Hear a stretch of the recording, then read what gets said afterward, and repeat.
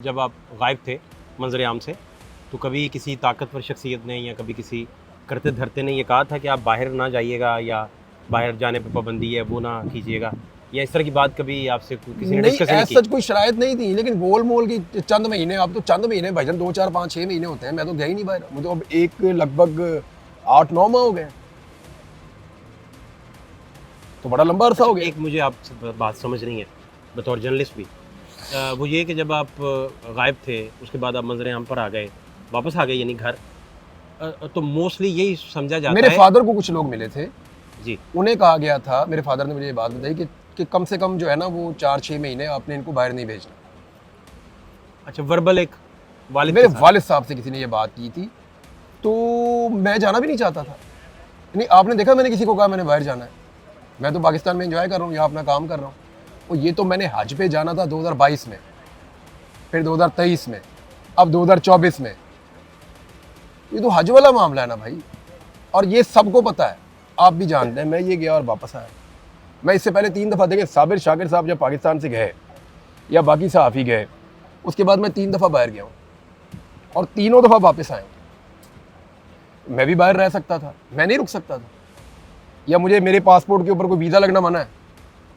मैं भी जहाँ चाहूँ जाके रहूँ भाई, मैंने रहना ही नहीं है। सबको पता है कि पाकिस्तान अब जो आएगा। यंग लॉट है, ये पॉपुलर जर्नलिज्म में और जर्नलिज्म में आपको आइडियलाइज करें, या ये डिफरेंशिएट कैसे करेंगे कि पॉपुलर जर्नलिज्म और जर्नलिज्म, इसमें इसको थोड़ा अगर आप गाइड कर दें। यार मुझे तो देखें फाद, मैं आपको बताऊँ, मैं इस सोच में पड़ता ही नहीं। मुझे जो ठीक लगता है मैं वो कर रहा हूँ। देखिए, मुझे इस सोच के अंदर अपने आप को ज़्यादा एंगेज करना ही नहीं है। मैं कोई नौकरी थोड़ी कर रहा हूँ, मैं कोई नौकरी दे भी नहीं रहा।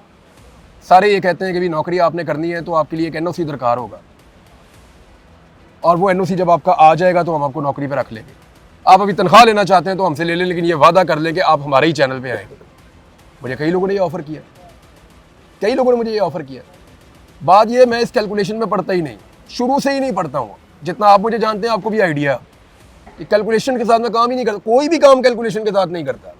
ये तो मेरा सहाफ़त है या बाकी मेरी ज़िंदगी के बाकी जो सारे काम है, मैं कोई कैलकुलेशन करके जो मुझे ठीक लगता है मैं वो करता हूँ और अल्लाह पे छोड़ता हूँ। अभी मुझे जो ठीक लग रहा है वो वाक़िफ़ वो मैंने लिया। आपको पता है 2014 में जब मेरी नौकरी गई थी, क्यों गई थी? मुझे उस वक्त पुश किया जा रहा था कि धरने को सपोर्ट कर, इसको बड़ा बड़ा करके दिखा, बड़ा बड़ा करके दिखा। तो मैंने कहा जितना है वो उतना ही रहेगा, मैं नहीं बड़ा करता हूँ।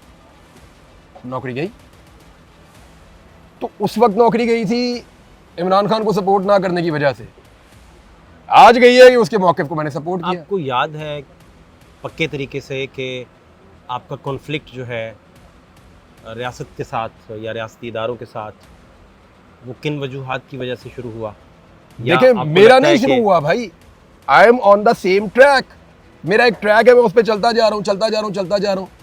ये आए, इन्होंने ट्रैक को ज्वाइन किया और फिर ट्रैक से हट गए। तो भाई मेरा इसमें क्या कसूर है? देखिए, मैं ये बात कहता हूँ कि भाई मेरा ये ट्रैक है, मैं इसके ऊपर चल रहा हूँ, मैं तो किसी को कुछ नहीं कह रहा, मैं अपना काम कर रहा हूँ।